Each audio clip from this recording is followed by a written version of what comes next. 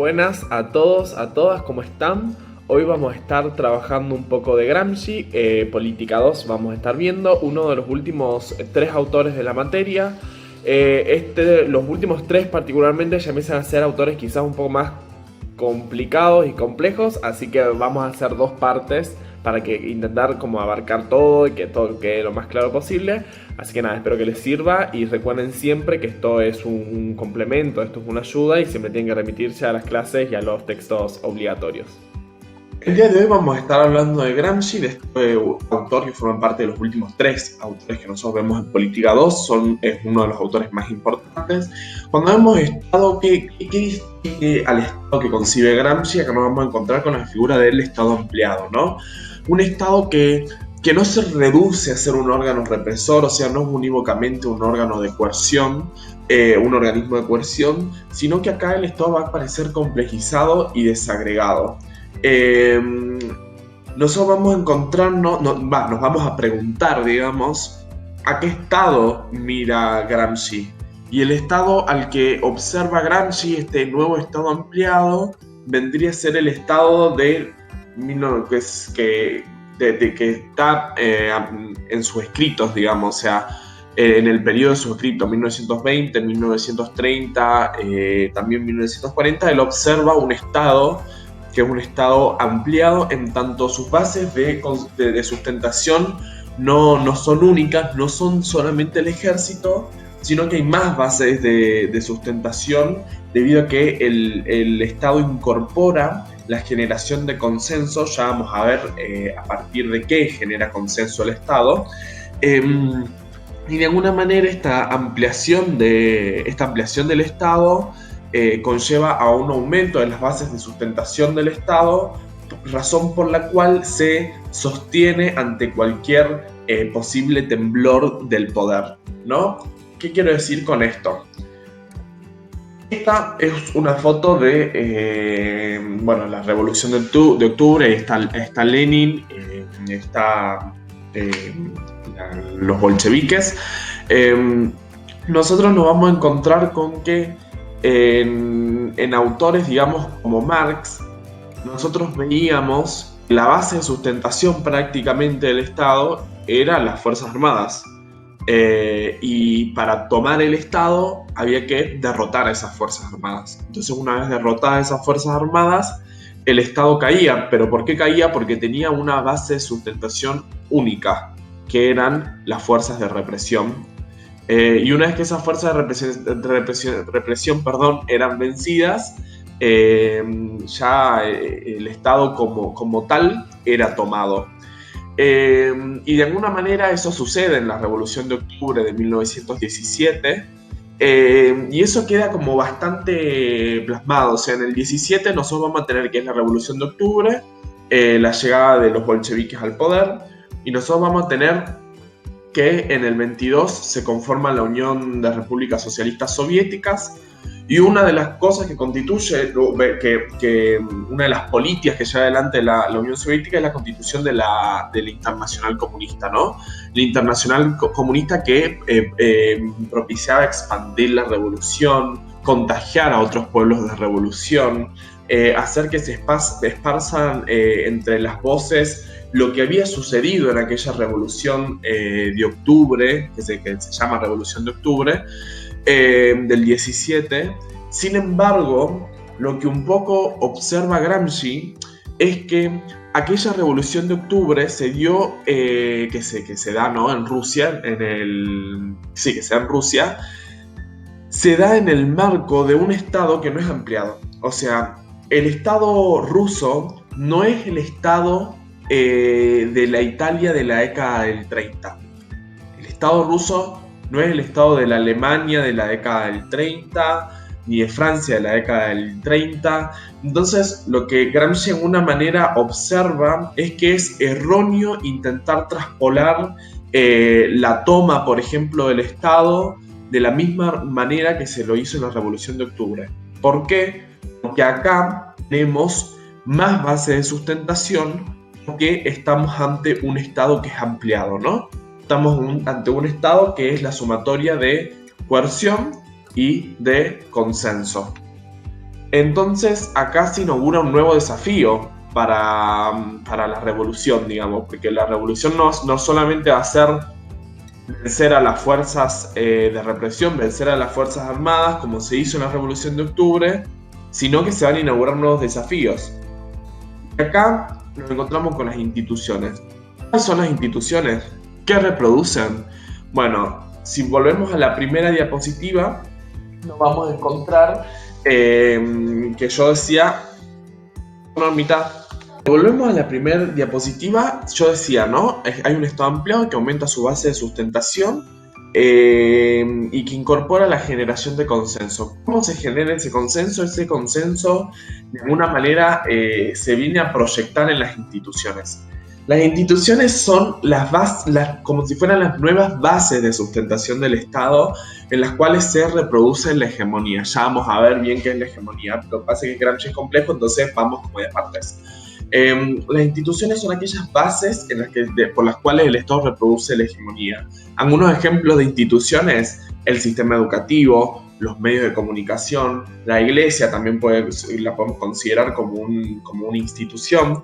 Y de alguna manera estas instituciones como que vienen a respaldar al Estado. Por lo tanto, no es tan fácil, por así decirlo, derrocarlo, porque ahora nos vamos a encontrar con que hay un montón de como si fuera actores que vienen a sustentar al Estado. Ya habíamos visto, estaban las fuerzas de represión por un lado, que siguen siendo muy importantes, esto Gramsci no lo descarta, pero aparecen estas instituciones que vienen a ser fundamentales, que son las reproductoras de la hegemonía, que lo que de alguna manera permite es que la burguesía siga siendo una clase hegemónica y disemina el poder del Estado, impidiendo la factibilidad de una toma de poder directa. Cuando hablo de toma de poder directa, estamos hablando de la Revolución de Octubre, prácticamente, ¿no? De una revolución en el sentido clásico, de que hay una revuelta, una toma de armas por parte de los sectores subversivos. Esos sectores atacan al Estado, digamos, derrotan a las fuerzas represivas, toman el Estado. Acá la toma de poder de manera directa, concebida de esa manera, no es tan presente. ¿Por qué? Porque debido a este aumento de bases de sustentación, el Estado está más desagregado, y también está más complejizado. Acá hay que tener en cuenta, digamos, que esto está relacionado, es que el Estado no es solamente un aparato de gobierno, sino que también aparecen las actividades prácticas y teóricas mediante las cuales se obtiene consenso, ¿no? Se va a ir obteniendo, el Estado no solamente va a ser fruto de coerción, sino va a ser fruto de consenso. ¿Y qué es la hegemonía que yo decía, no? Las instituciones son las reproductoras de la hegemonía. ¿Qué es la hegemonía? Gramsci define la hegemonía como la dirección moral e intelectual de una clase social sobre el conjunto de la sociedad. Y de alguna manera, la reproducción de la hegemonía es sumamente importante. ¿Por qué es sumamente importante? Porque de esta manera el Estado se encarga, por así decirlo, mediante estas instituciones, de elevar a la masa a un determinado nivel intelectual y moral que se corresponde con las necesidades y los intereses del desarrollo de las fuerzas productivas de los burgueses. Es decir, la burguesía decide, digamos, mediante estas instituciones y demás, hasta dónde elevar el nivel intelectual y moral de las masas, y además de eso, además de constituirse como un conjunto de valores, ideas que impregnan a toda la sociedad, va a neutralizar el poder de los gobernados, porque el consenso acá aparece como si fuera... El consenso no es el golpe de un bastón de un policía, no es aquel golpe duro, aquel golpe explícito, sino que en el consenso se empieza a construir sentido común. En el consenso se empieza a construir de alguna manera espacios en donde parecieran coincidir los intereses de los burgueses con los intereses del proletario, cuando en realidad no es así. Cuando en realidad acá estamos observando que hay, mediante estas instituciones se reproduce la hegemonía, se reproduce el sistema de pensamiento, el sistema de sentido común de los burgueses, y se implanta los intereses de los burgueses como si fueran los intereses de los trabajadores. Los intereses de los burgueses en lo que vendría a ser materia de fuerzas productivas.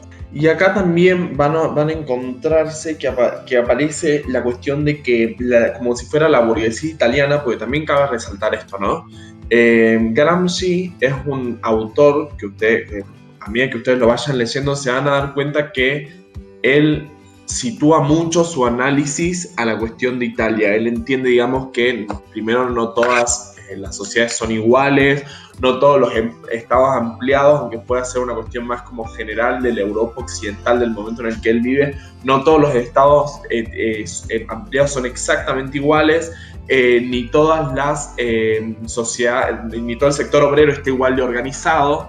Entonces, Gramsci también hace esa particularidad siempre de hacer un análisis como al caso italiano. Él establece que la burguesía italiana, debido a todo esto que veníamos viendo, complejizó su dominio y además de ser clase dominante, es decir, además de ser una clase que se haga imperar mediante la fuerza, se vuelve una clase dirigente. ¿Dirigente en qué sentido? En que acá aparece esta cuestión de la dirección moral e intelectual a partir de esparcir este conjunto de ideas y valores que van a impregnar a lo social.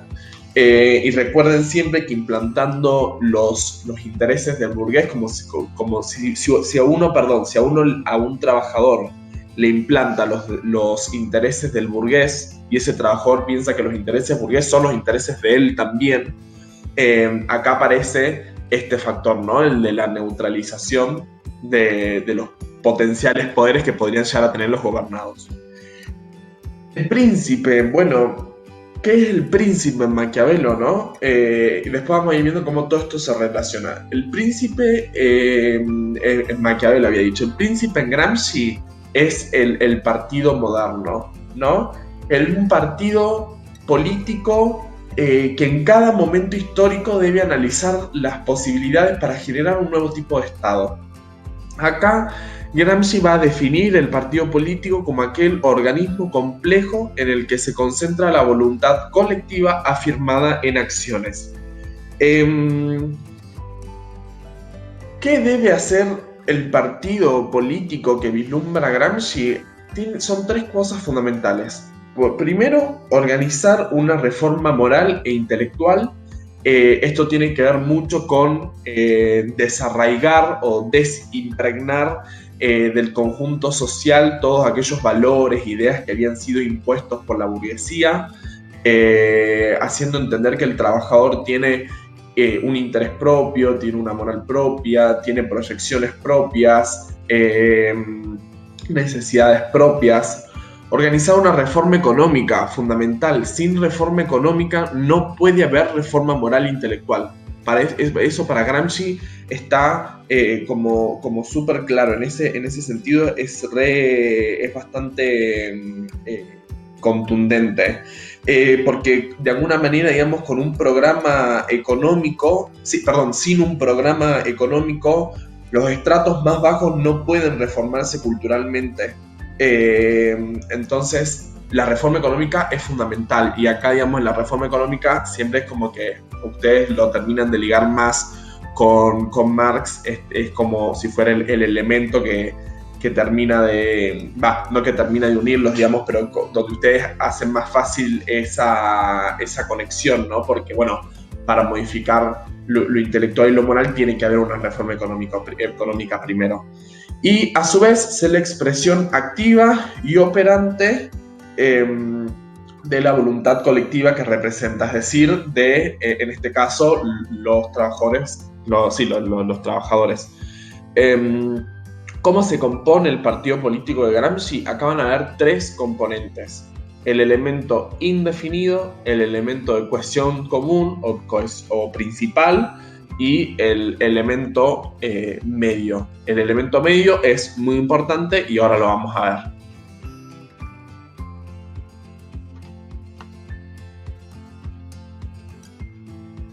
¿Y qué son estos elementos? Bueno, acá nos vamos a encontrar con lo siguiente. El elemento que Gramsci denomina como indefinido es un elemento son una cantidad de hombres y mujeres que tienen una altísima capacidad organizadora y que además se destacan por tener un alto grado, digamos, de lealtad hacia el partido político. ¿Qué es el elemento de cohesión común o de cohesión principal? Y acá va a aparecer que este elemento está formado por el campo nacional. Este elemento, digamos, va a ser como si fuera la masa del partido. Y lo que va a plantear es que este, como si fuera elemento, es bastante particular. ¿En qué sentido? En que es un elemento que es muy eficiente, es un elemento que además es muy potente, pero que abandonados a sí mismos no son absolutamente nada. O sea, es un elemento que tiene todas las cualidades para hacer crecer al partido en actividades, en cosas cualitativas, en eficiencia, tiene mucha potencialidad.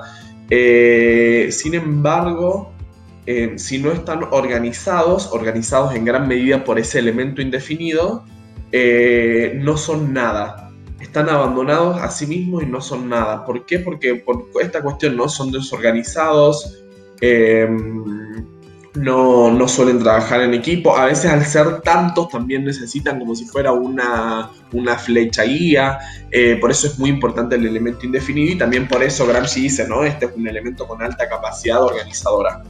¿Y qué es el elemento medio? El elemento medio vendría a ser aquellos hombres y mujeres que tienen la capacidad articuladora de el elemento indefinido con el elemento de cohesión común o principal. Es la articulación, hace que ambos entren en contacto. ¿Por qué? Porque el elemento de cohesión común o principal, como decía recién, está compuesto por las masas, ¿no? Que es muy eficiente, muy potente, pero que abandonado así no son nada. Están compuestos por gente común. Y el elemento indefinido está compuesto por gente que es altamente capacitada, está sumamente organizada, repiensa y piensa constantemente el partido, tiene una lealtad muy grande al partido y tienen una distancia quizás grande con el elemento de cohesión común o principal. Y ahí el elemento medio, quizás hasta por más trayección histórica en el partido y demás, y ahí el elemento medio entra en juego, porque el elemento medio pone en contacto no solamente física, sino también moral y espiritualmente al primer y segundo elemento. Y de alguna manera, este elemento medio es lo que Gramsci viene a visorar también, o sea, se relaciona con lo que Gramsci avisora como el intelectual orgánico. Antes de pasar al intelectual orgánico, decir dos cosas. Primero, que uno de los roles fundamentales del partido es el de prever. Digamos, el partido tiene que ver el presente y el pasado en cuanto a movimiento para poder proyectarse a futuro. O sea, el partido, con sus intelectuales y demás, debe analizar cuál es la situación presente del partido, analizar cuáles son experiencias del pasado del partido y de otros partidos, y de acuerdo a ese análisis, prever y proyectar el partido. Esas son dos cosas muy importantes. Y por eso en el partido aparece esta cuestión de la capacidad creadora del partido. Y siempre, ¿no?, la importancia de este análisis del presente, del pasado, para poder proyectarse al futuro. Y una cosa más, ¿por qué hablamos de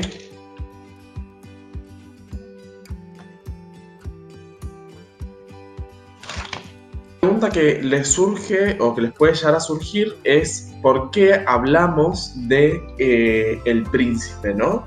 ¿Por qué Gramsci le dice el príncipe a este partido político? Si ustedes se remontan a Maquiavelo, piensen a quién estaba dirigido la obra del príncipe, y acá va a aparecer la figura de Lorenzo de Medici, ¿no? ¿Cuál era el objetivo, de alguna manera, de Lorenzo de Medici? O sea, era unificar Italia, ¿no? Llevar adelante toda la unificación italiana.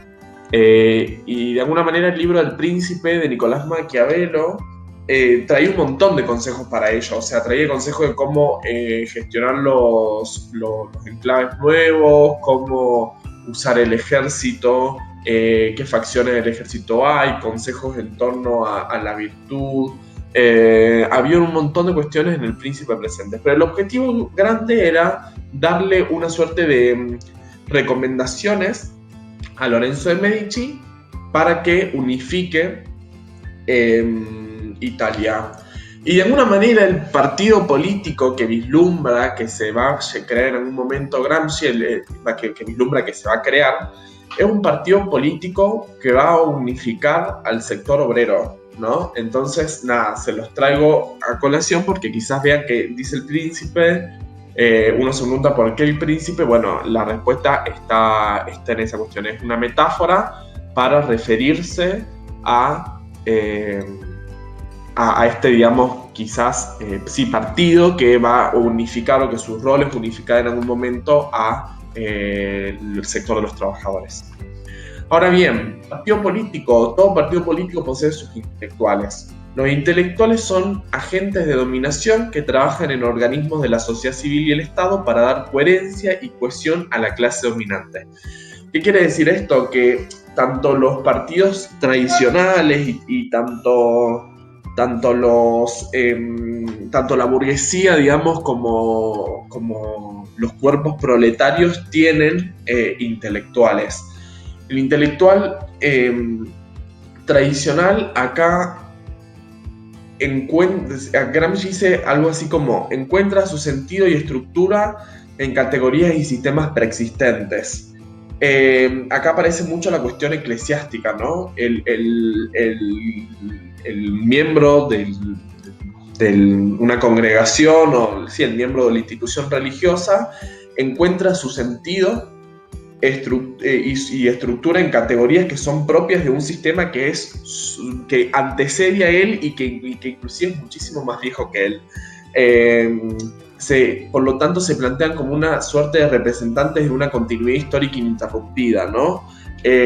Acá está el eclesiástico. También aparece, si mal recuerdo, es el jurista, creo, que aparece como representante de todo lo que es el esquema normativo. Pero en el caso del eclesiástico es más claro, porque no es esta continuidad histórica ininterrumpida de una religión que nunca dejó de existir, que es ahí donde encuentra su sentido, su estructura de categorías, pero también hay otros ejemplos. Y después está el intelectual orgánico, que el intelectual orgánico viene a darle homogeneidad al campo nacional y popular. Tiene una alta capacidad de generar conciencia social y de pensar y repensar en el campo económico, social y político. Este es el nuevo intelectual que Gramsci avisora, que es un intelectual que va a trabajar en la vida política y va a ser constructor de una organización política de la clase obrera. Y acá va a ser, digamos, un constructor tanto en praxis como en pensamiento. O sea, va a aportar en las dos cosas. Va a tener una vida práctica muy importante, y eso de alguna manera es una cuestión fundamental. O sea, Gramsci no reduce al intelectual orgánico a pensar o exclusivamente a hacer, sino que el intelectual orgánico es una combinación del repensar el partido, de repensar el campo económico, social y político, y a su vez de llevar adelante a la praxis todos estos recursos para conformar una organización política de la clase obrera.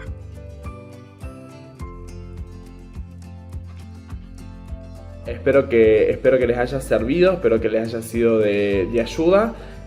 Cualquier cosita ya saben que me pueden mandar un mensajito a mí directamente, o pueden ponerse en contacto con el Instagram de La Franja, las redes de La Franja, y ellos automáticamente los van a derivar. Así que nada, espero que les haya servido, que les haya sido de utilidad, y cualquier cosita estamos al tanto.